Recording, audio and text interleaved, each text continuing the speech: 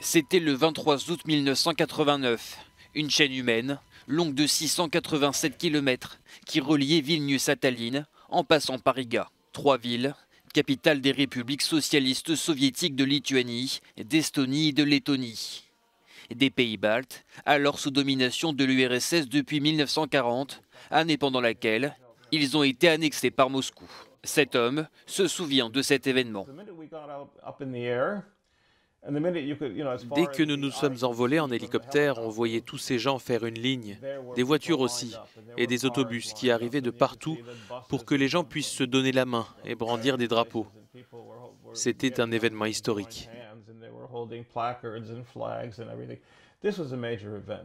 Un rassemblement, l'initiative d'une organisation pacifique, le Front populaire, contre l'hégémonie de l'URSS. Pendant 50 ans, les 3 pays baltes ont subi la politique de colonisation et de russification forcée de Moscou.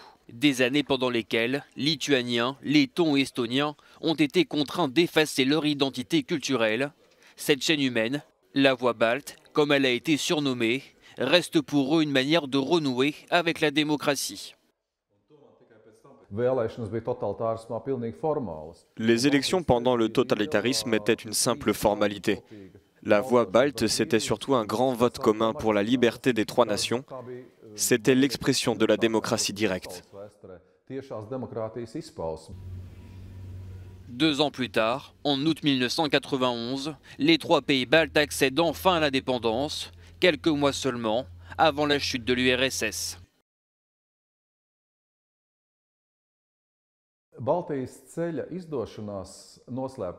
Les élections pendant le totalitarisme étaient une simple formalité.